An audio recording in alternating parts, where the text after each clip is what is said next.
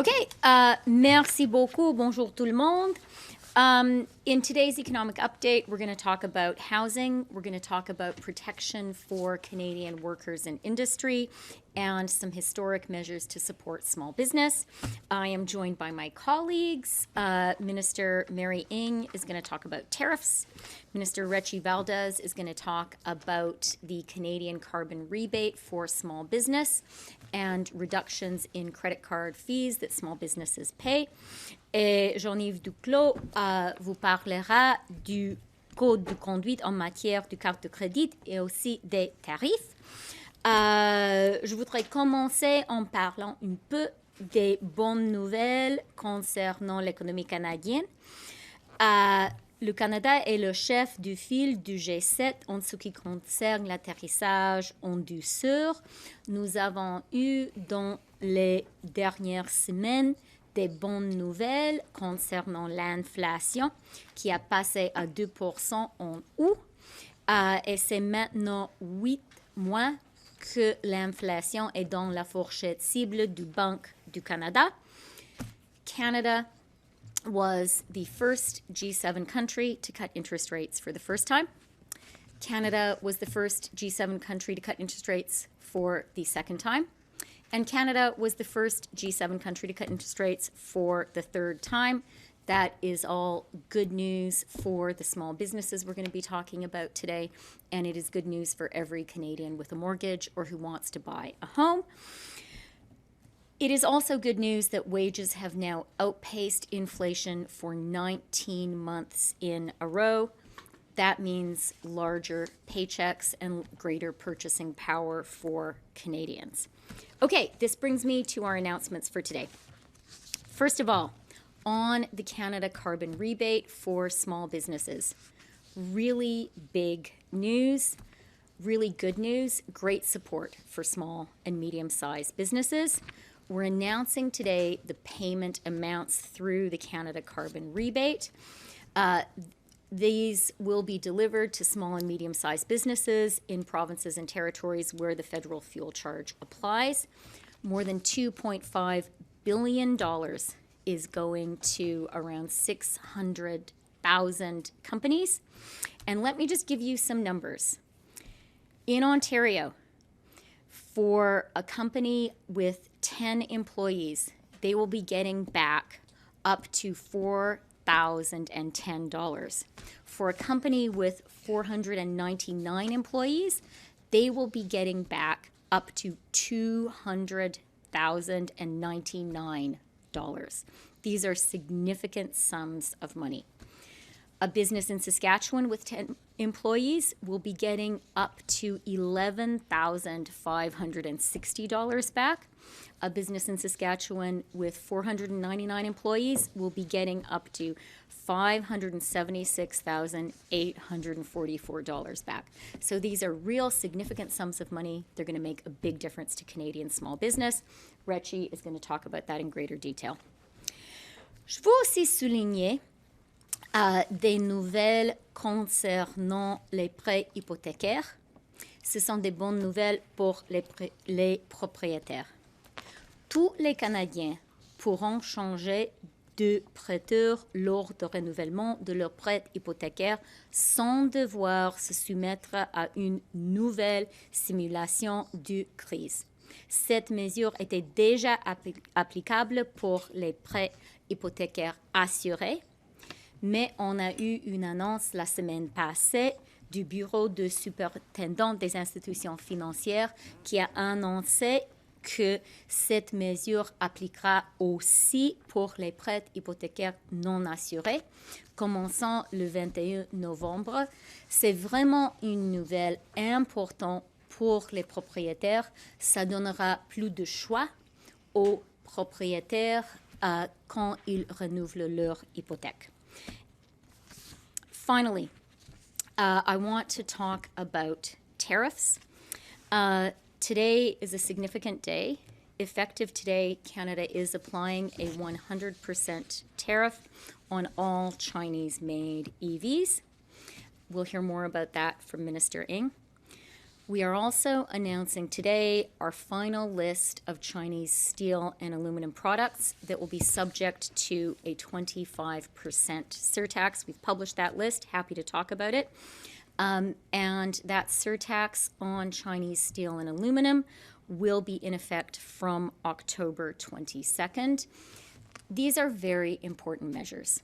These are about being sure that Canadian workers and Canadian industry are competing on a level playing field, that they are not facing unfair competition from Chinese overcapacity, that they are not facing unfair competition from businesses that do not follow the labor and environmental standards which apply in Canada. This is a very significant shift in Canadian policy, and it's a measure that our government is glad to be putting in place. Notre gouvernement agit pour soutenir les propriétaires, pour protéger et soutenir les petites et moyennes entreprises et pour soutenir l'industrie et les travailleurs et travailleuses canadiens et canadiennes. Merci pour votre attention et je passe maintenant la parole à ma collègue, la ministre Ng. Thank you very much, Deputy Prime Minister. Bonjour tout le monde. Good afternoon, everyone. I won't say much more than this other than on the EV tariff decision that is coming into force today. What I want to just emphasize here is that the Canadian automobile sector, the manufacturers as well as the workers, support about 125 well-paying jobs across Canada. Many of these jobs are unionized jobs, and Canada's electric vehicle supply chain has the potential of being ranked first in the world. And right now, as the Deputy Prime Minister has said, these workers and the sector are facing unfair competition from Chinese producers who are benefiting from non-market policies and practices. And China's policy of over-subsidization and overcapacity in electric vehicles is creating an uneven playing field for workers and the auto industry. And the lack of rigorous labor and environmental standards are threatening workers and businesses globally, and it certainly will undermine Canada's long-term economic prosperity. As the Deputy Prime Minister has said, the 100% tariffs come into force today. We've had extensive consultations with our stakeholders, and they have confirmed the need for these exceptional measures. By imposing these tariffs, we're standing up for Canadian manufacturing, for their jobs, and sending a clear message that Canada will protect our industries and we will promote fair trade. Of course, the 25% tariff on steel and aluminum products from China will come into effect on October the 22nd. And these sectors in steel and aluminum support over 130,000 jobs across Canada. So these measures today are aimed at protecting our workers from unfair trade practices that is contributing right now to excess capacity and distorting global trade. And what we are doing is in step with what our global international partners are doing. Notre objectif est simple, défendre les emplois canadiens, stabiliser les secteurs clés et faire respecter les pratiques commerciales équitables sur lesquelles comptent nos travailleurs et nos fabricants. So let me just close by saying that it's vital for us to protect Canadian industries, our supply chains, and here it is from mines to roads, and our government's priority remains clear. Let's protect our Canadian businesses and our workers and the jobs, and we'll stand up for the best interests of Canadians and ensure that we promote fair trade. Thank you so much. Okay, over to Rechie. Thank you. Good afternoon, everyone. Bon après-midi. I'm thrilled to be here with Deputy Prime Minister Freeland, Minister Ng, and Minister Duclos to kick off Small Business Month. We have some exciting news for Canadian small business owners and entrepreneurs. Small businesses, as we know, are the backbone of our economy, creating local jobs, enriching our communities, and our government is here to help turn the dream of entrepreneurship into reality for millions of Canadians. Today, we're announcing real, tangible measures that will lower the cost of doing business, put more money into the bank accounts of small businesses, and ultimately boosting their bottom line. Firstly, as you've already heard, for the Canada Carbon Rebate for small businesses, we are distributing a portion of the proceeds from the price on pollution directly to small businesses, and we're putting over $2.5 billion into the pockets of approximately 600,000 small businesses that have employees in the provinces where the fuel charge applies. This rebate will be deposited directly into your bank accounts before the end of this year. That's correct, the end of this year. Today we are announcing the Canada Carbon Rebate amounts for eligible small and medium-sized corporations. So for example, a small business in Winnipeg with 10 employees will receive $4,810. A small business in Mississauga with 50 employees will receive $20,050, and a medium-sized business in Calgary will receive with 200 employees will receive $118,200. Again, this is real tangible funds going right back to small businesses where the fuel surcharge applies. And the best part, you don't have to apply for this credit on your tax returns. The Canada Revenue Agency will automatically handle it for you, sending out payments before the end of this year for those that filed their taxes prior to July 15th of this year. For those small businesses that missed the July 15th deadline, good news, we are proposing to extend that deadline to the end of this year to December 31st, 2024, and these payments would be issued at a later date. Rest assured, small businesses, we have your back. Now let's talk about a pain point that I've heard directly from so many small businesses, which is credit card fees. When I was a small business owner, I remember how every single credit card payment ate into my bottom line, and at such a high rate. We're changing this. Beginning on October 19th, those fees will drop. We have negotiated with Visa and MasterCard to lower those credit card interchange fees by up to 27%.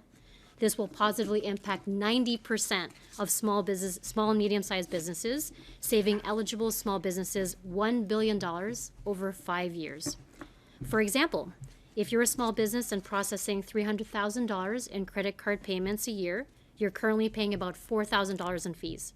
As of October 19th, the changes that our government negotiated will save you over $1,000 annually. That's cash back right into your pocket, money that you can reinvest right into your business. These two measures builds on our government fulfilling our promise to lower the small business tax rate to 9%. This lower tax rate on small business income provides small businesses with about $6.2 billion in annual federal tax savings. So in summary, we lowered taxes for small businesses, we are further reducing fees and delivering rebates. So you can focus on what you do best, which is running your business, hustling, building your community, and contributing greatly to our Canadian economy. But I do want to make one thing clear.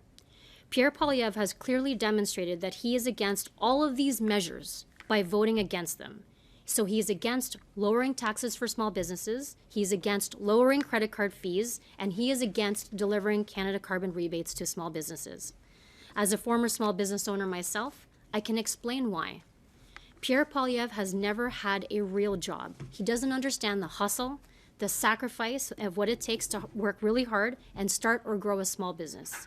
Pierre actually qualified for a full pension at the age of 31. He can't even imagine the struggles small business owners face trying to balance their books, pay their employees, and make ends meet. The fact is, Pierre does not care about small businesses, not about entrepreneurs, and certainly not about the future of Canada's middle class.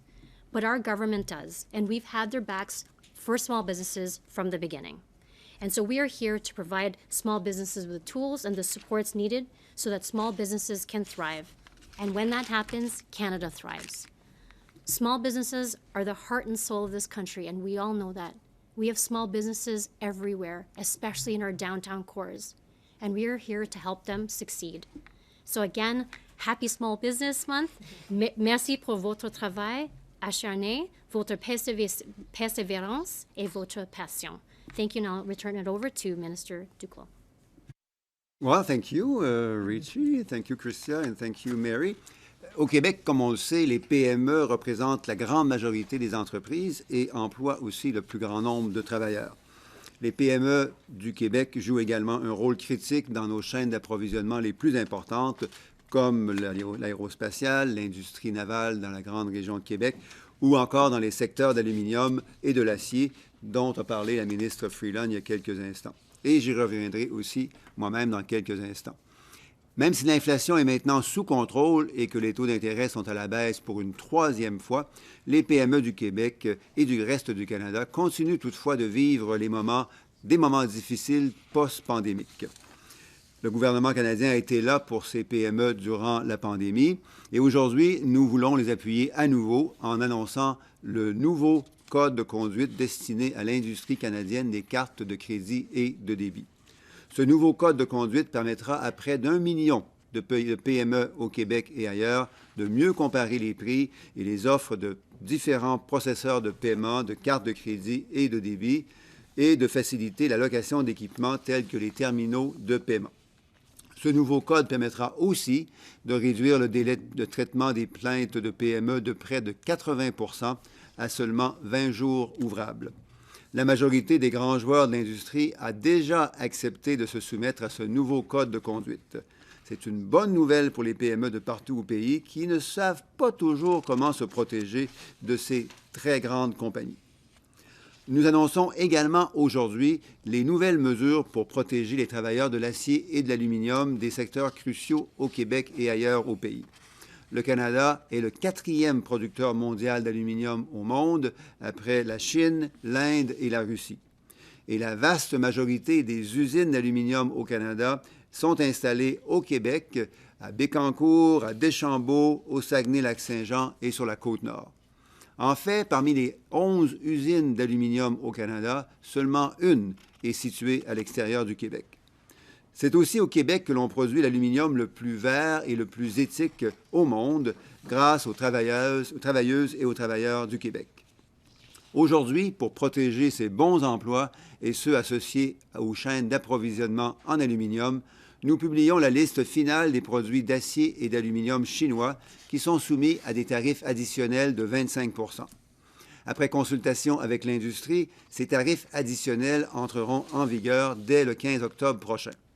Cela protégera les bons emplois de ces industries contre la compétition déloyale et les pratiques environnementales et sociales douteuses de la Chine. Merci. Merci beaucoup.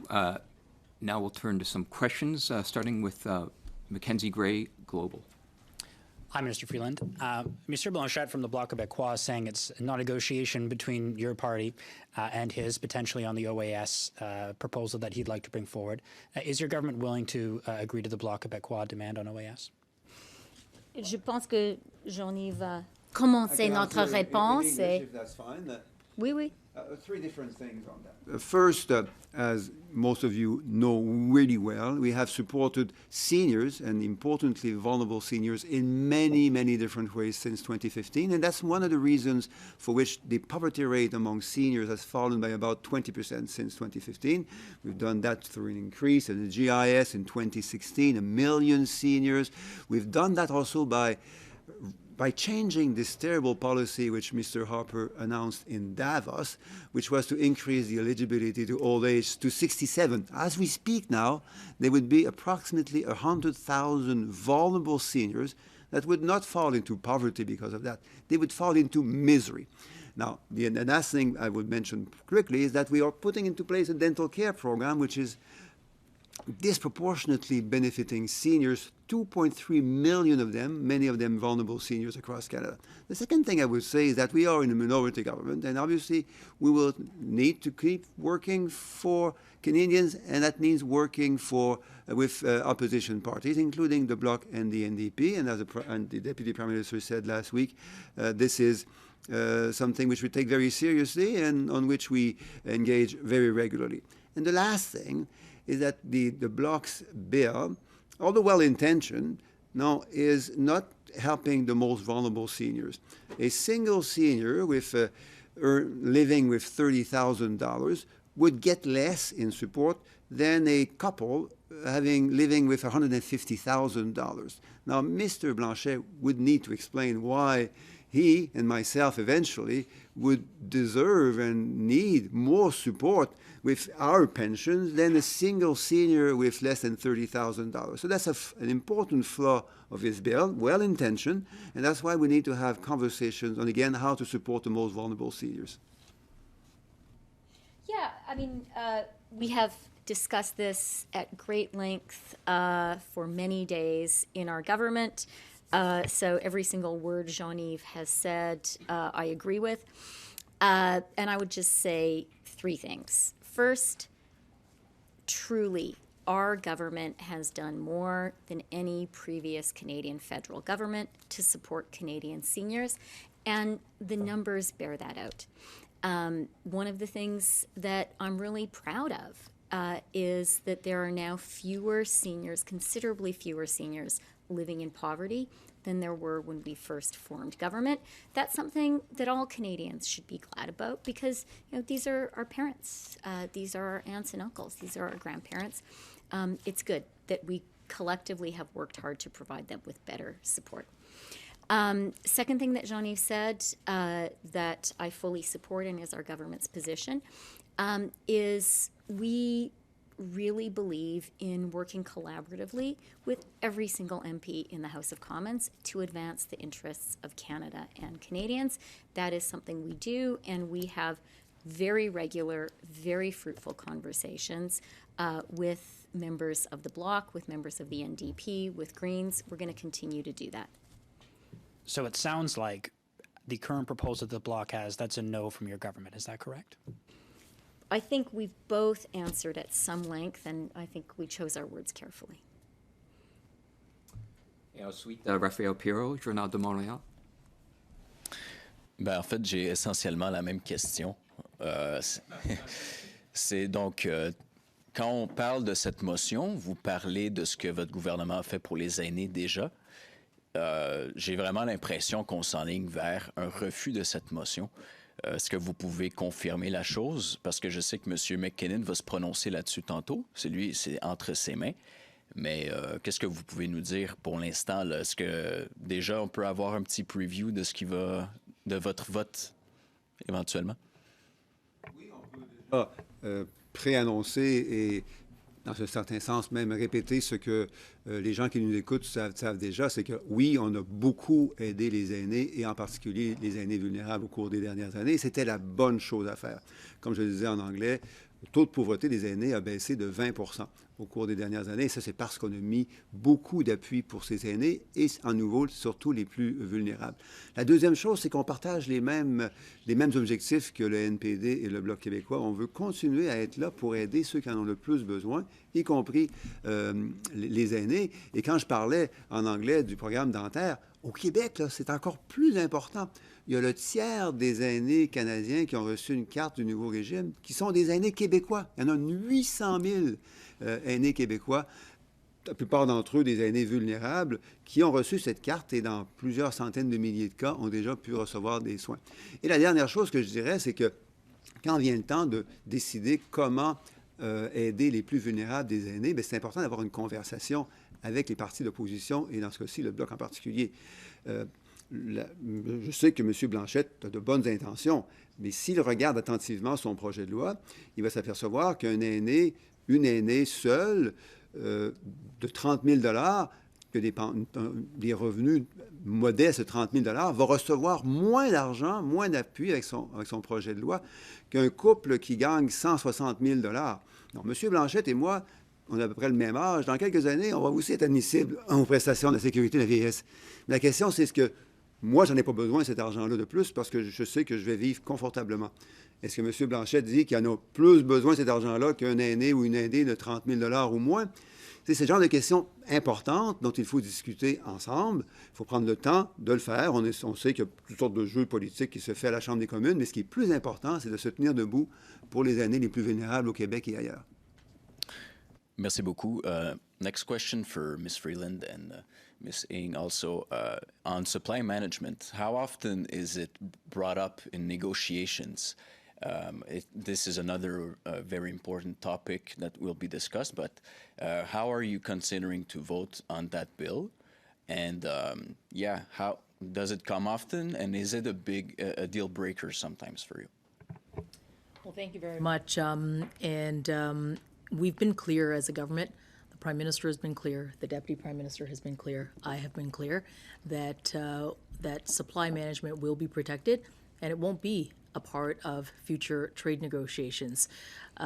We've been clear on that. In fact, Bill 282 has gone through the House of Commons and has passed, and we have supported that. And that bill now is in the other place in the Senate. And we're confident with this position. Alex Ballingall, Toronto Star. The universe of tariffs. China, they've obviously signaled that they're looking at tariffs on our canola exports, which is something they've done before, I think, in 2019. So between 2019 and now, it seems that we're still equally vulnerable to those types of tariffs. That industry could get a heavy hit from those tariffs. So in that intervening 5 years, could the government have done more, or did the government fail to help that industry diversify so this point of vulnerability wasn't so serious? Well, I'm glad you asked that question, particularly around diversification. We have a very strong and robust Indo-Pacific strategy. Let me speak about one market in the Indo-Pacific called Indonesia that has a market of about 280 million people in that one country alone in the Indo-Pacific. We are in negotiations with that country along with the other ASEAN countries, and we have worked very, very hard at helping Canadian businesses, including those in the agri-food and for farmers, to access these markets. I have taken hundreds upon hundreds of businesses on Team Canada trade missions to places like Vietnam. I'll be going to Indonesia, actually in December, and Vietnam and Philippines, where we've opened an agri-food office, to markets like Japan and Korea. And every trade mission I have been on, we have had with us excellent Canadian agri-food and agriculture producers. So absolutely, this effort to diversification is very much work that we have been doing and have been doing over years. And just maybe one more point for those agricultural producers who are listening. We also have arranged a halal agreement. So what does that mean for a big economy like Indonesia? Millions of customers for Canadian agri-food products into that particular market. But like I said, that's one among many in that region, in addition to the excellent agreements that we have here in North America and in Europe. But I want to just say one thing about Canadian producers. Not only do they produce high quality, safe, and secure product with tremendous quality, but no one, absolutely no one, has ever accused Canada and Canadian producers of dumping into global marketplaces, because we are a fair trading country, and our producers and our exporters follow the rule of law. On tariffs, we have taken this decision because the point about this about the measures we are taking is to counter the direct policy of overcapacity and oversubsidization that is causing harm to Canadian workers and to Canadian industry. And if you take a look at steel as one, there are ample research that has been done about the excess capacity that you are finding in the global marketplace right now by China, and what that is causing is a direct distortion of trade and those prices. So these actions are necessary, and we're so proud. I'm so proud of Canadians, quite candidly, their innovation and the work that they do in building out what will be a Canadian leader in the building of electric vehicles. Just to follow up, maybe put the question a different way, is why does so much of our canola exports still rely on going to China 5 years after they hit us during that dispute over the two Michaels with tariffs on that? Why have we failed to diversify so that we're not so vulnerable to that action? It's important to work with Canadian agri-food producers and the industry. The industry is vibrant and dynamic, and as Canadian businesses and producers, they do make a choice about where they sell, and that is a market that they have that really wants Canadian products, to which we produce high quality and excellent product. So when it comes down to the commercial action that takes place, the Canadian industry, of course, is going to sell to customers that really want their high quality Canadian product. But absolutely, are we working to with the industry to make sure that there are increasingly more markets around the world? Absolutely, we're doing both. Yeah, and I would just add, I would challenge you to find a sector which is more entrepreneurial, more innovative, full of harder working people than the entire Canadian canola sector. Whether it is smart scientists at the University of Manitoba who have recently been coming up with some new innovations, whether it is the people in Saskatchewan who invented canola in the first place, whether it is the manufacturers of world-leading seed drills outside Regina that Canadian canola farmers use, whether it is Canadian canola farmers themselves. They are extremely innovative, they are extremely productive, they can pivot on a dime, they are constantly looking for new market opportunities. And in addition to the trade diversification that Mary has been talking about, I think there are some growing opportunities when it comes to biofuels that Canadian canola farmers are really interested in.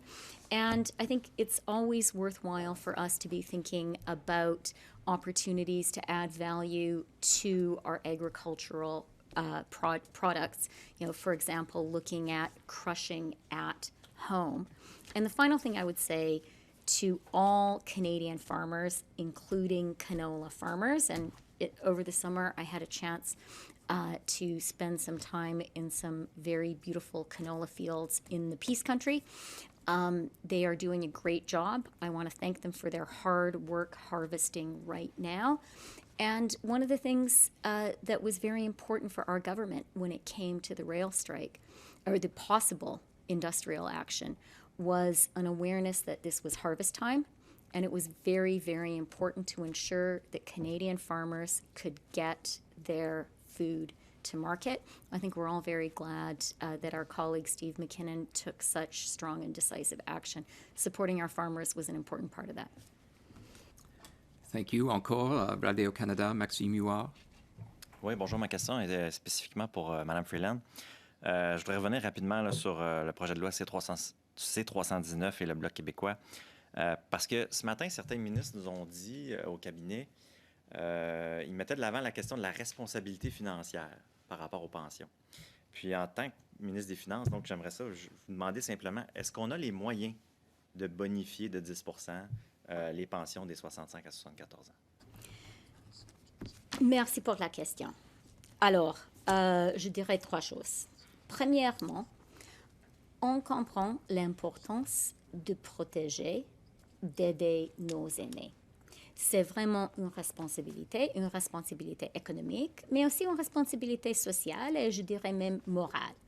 Et pour cette raison, notre gouvernement est fier d'être le gouvernement fédéral qui a fait le plus d'aucun autre gouvernement fédéral pour appuyer, pour protéger les aînés. C'est la première chose. Deuxièmement, en tant que gouvernement, on va toujours prendre les décisions pour le longue durée, les décisions qui sont dans l'intérêt de tous les Canadiens et Canadiennes. Évidemment, des aînés, mais aussi des enfants et des petits-enfants de ces aînés.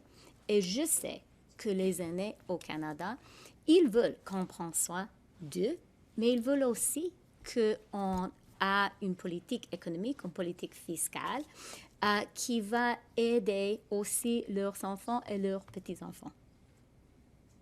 Jean-Yves, est-ce que vous voulez ajouter quelque chose? Bien, vous l'avez déjà entendu. La question, c'est est-ce que ce projet de loi est le meilleur projet de loi pour appuyer les aînés les plus vulnérables au Québec? À nouveau, ce projet de loi dit qu'une aînée seule avec un revenu de retraite de 25 000 $ a moins besoin d'aide qu'un couple qui a des revenus de retraite de 160 000 $.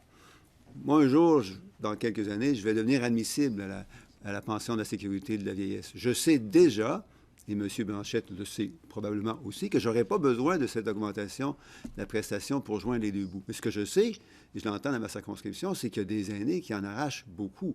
Heureusement, la plupart de ces aînés ont déjà reçu un appui additionnel du gouvernement canadien au cours des dernières années. Ça a fait une grande différence dans ma circonscription.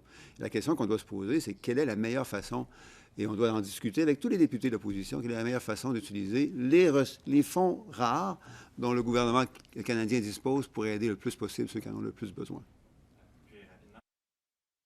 Il y a des milliers de débardeurs qui sont en grève aujourd'hui aux États-Unis.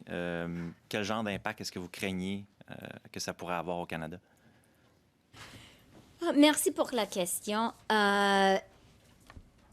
Les chaînes d'approvisionnement sont très importantes. On a vu après le COVID l'importance des chaînes d'approvisionnement et on sait comment notre économie est liée à celle des États-Unis.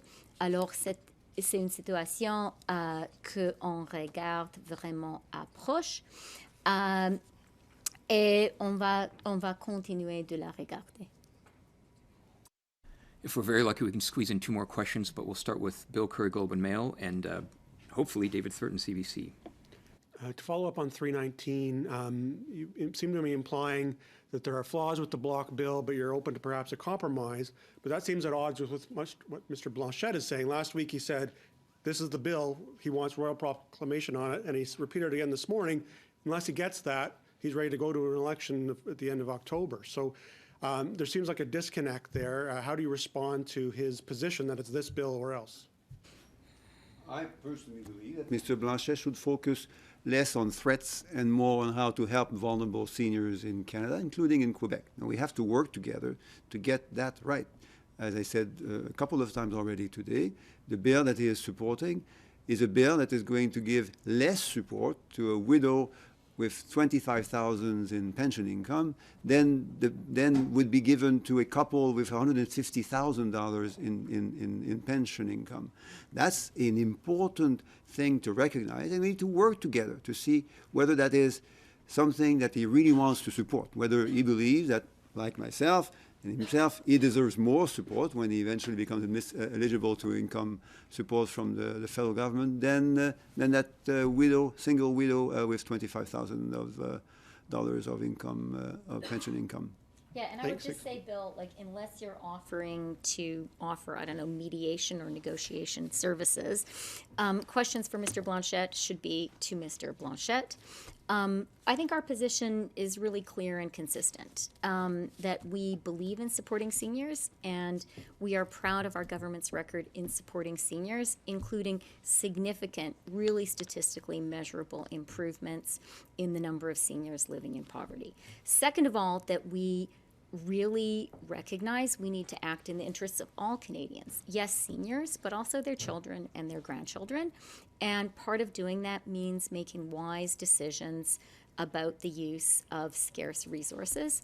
And the final thing is we really recognize the value of having an open door policy and having open conversations with all MPs in Parliament.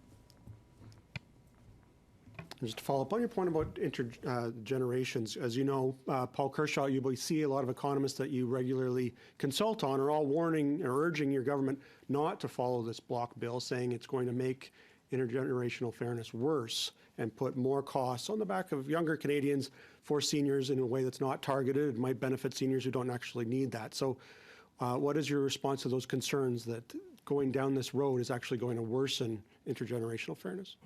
Look, we take that analysis and those concerns seriously. And one thing I would say that has really been very heartwarming for me is, one of the things that I am the most glad our government has been able to do is get a national system of early learning and childcare over the line, including significant support for Quebec to expand the excellent system they have in place, and which was an inspiration for what we've done nationally.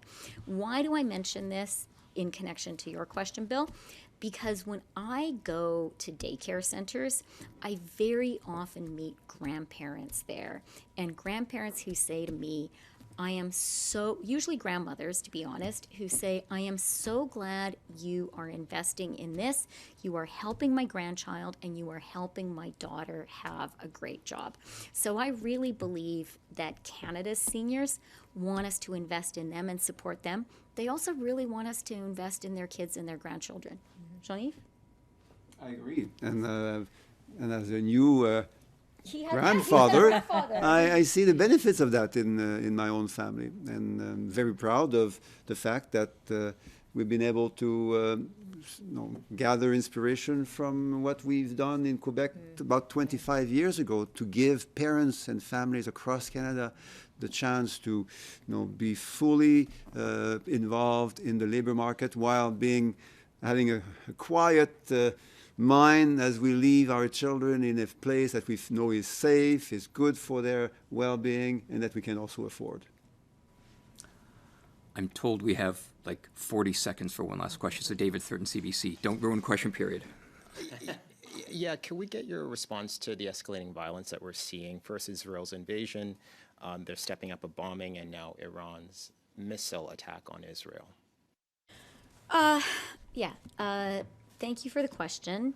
There have been, ongoing developments, even as we have been here in our press conference.